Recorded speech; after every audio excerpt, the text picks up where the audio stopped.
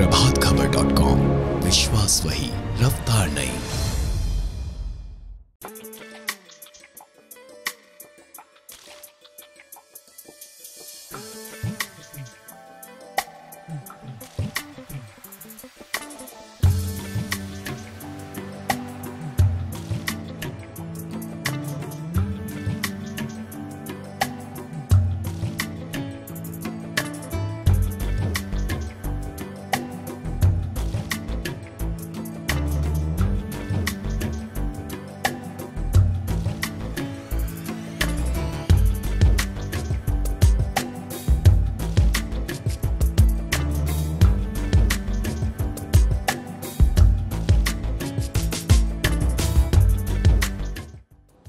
नगरीय क्षेत्रों में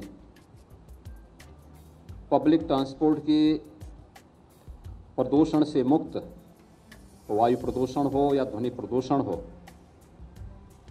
इससे मुक्त परिवहन सेवा ये समय की मांग है। और आदरणीय प्रधानमंत्री जी के मार्गदर्शन में तेजी के साथ उत्तर प्रदेश के अंदर बेहतरीन पब्लिक ट्रांसपोर्ट की जो सुविधा उपलब्ध करवाने में हमें सफलता प्राप्त हुई है, आज उसी की एक श्रृंखला की एक नई कड़ी आज जहां पर इन इलेक्ट्रिक बसेज को प्रदेश के दो सबसे बड़े महानगरों लखनऊ और कानपुर के लिए इस सेवा का शुभारंभ हो रहा है। मैं इस अवसर पर दोनों नगर निकायों से जुड़े हुए सभी माननीय जनप्रतिनिधियों को और वहाँ की जनता जनार्दन को भी हृदय से अभिनंदन करते हुए उन्हें बधाई देता हूँ।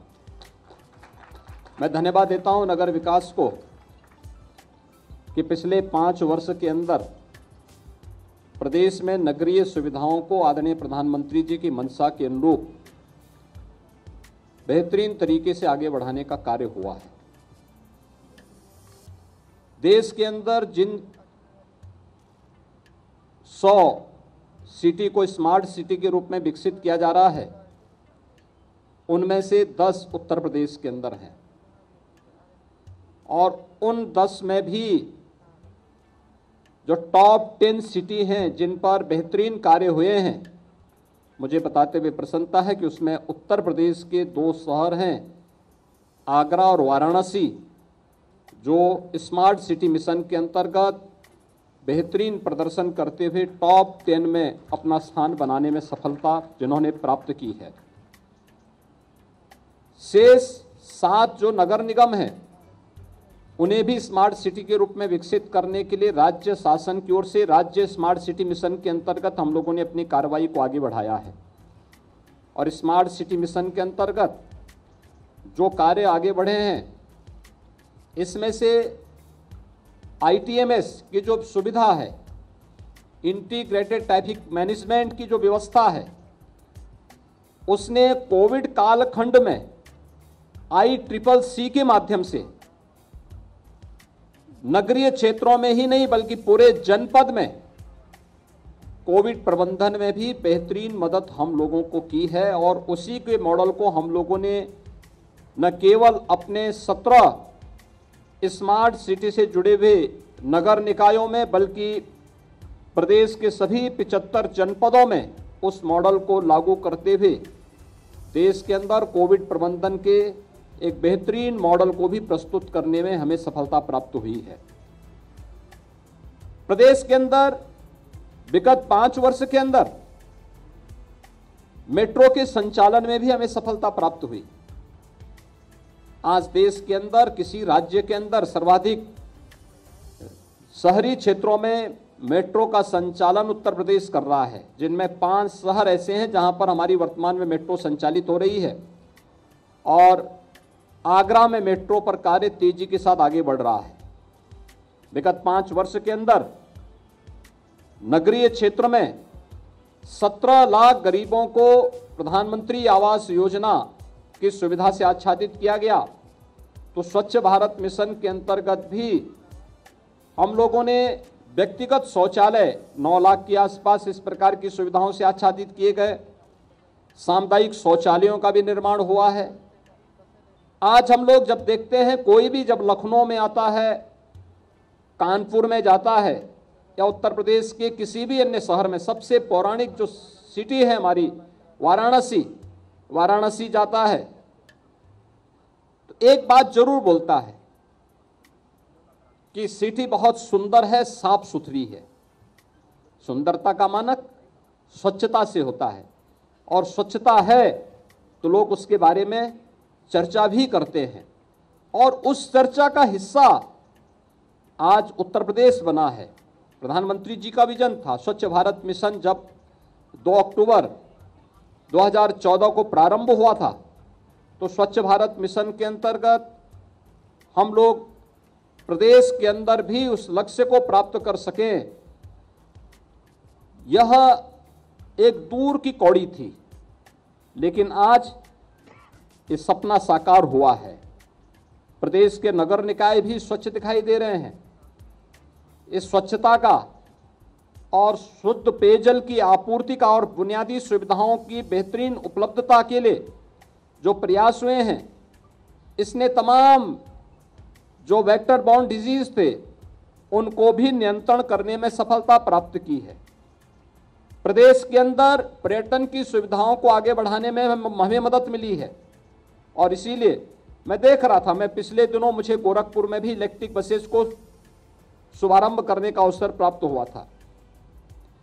मैं जब अगले विजिट में गया तो मैंने पूछा वहां पे पब्लिक से, मैंने पूछा, मैंने कहा इलेक्ट्रिक बसेस चल रही, कैसे लग रहा है?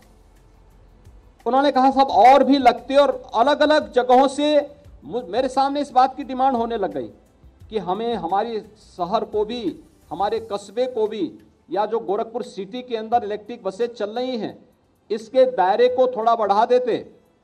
यानी इतनी मांग थी और पूरी भर करके जा रही हैं।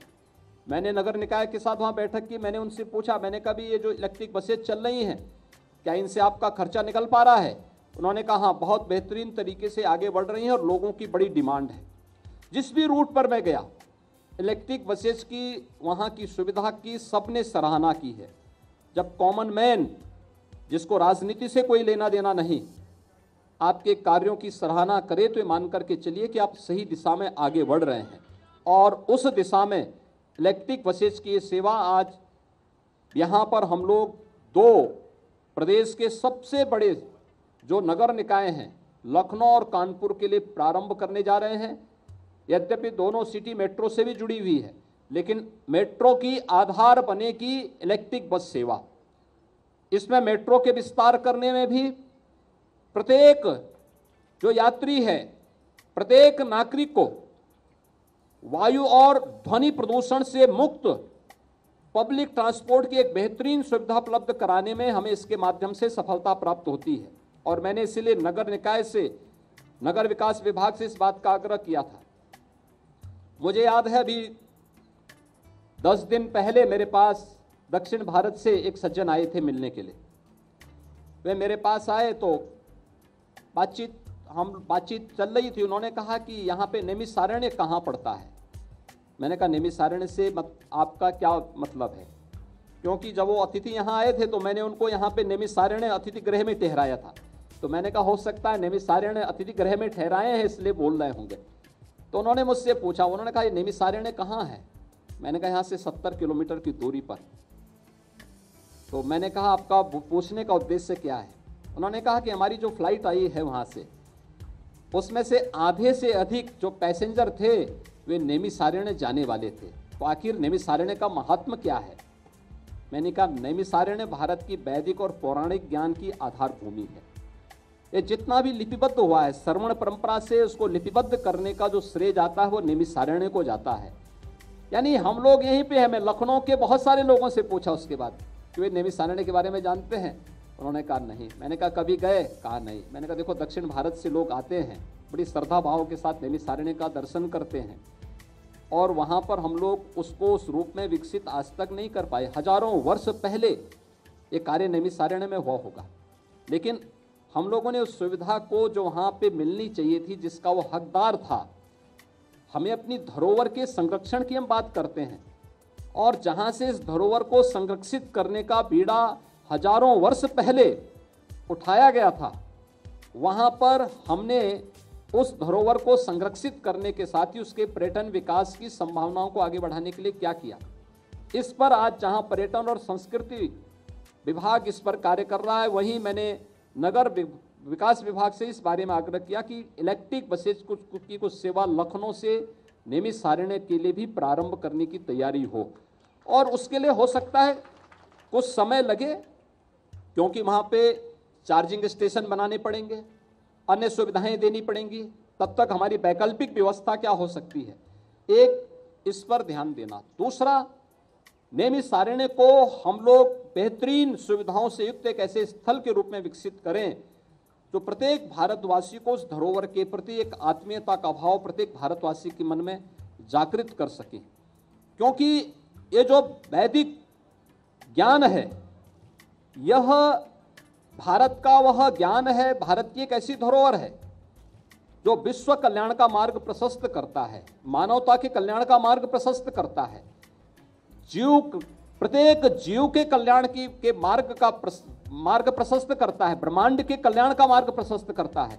तो आखिर उस धरोहर को संरक्षित करने के लिए हमें जो प्रयास होने चाहिए, उस दिशा में आज नगर विकास विभाग के द्वारा ये प्रयास प्रारंभ हो रहा है कि इलेक्ट्रिक बसेज जो आज प्रारंभ होंगी उनमें से कुछ हम लोग प्रारंभिक रूप में नेमिष सारण्य तक संचालन करने की भी एक वैकल्पिक व्यवस्था इसके माध्यम से देंगे, और साथ साथ लखनऊ से पहले चरण में बहुत शीघ्र हम लोग यहाँ पर हेलीकॉप्टर की सुविधा भी यहाँ से नेमिष सारण्य के लिए उपलब्ध करवाएंगे।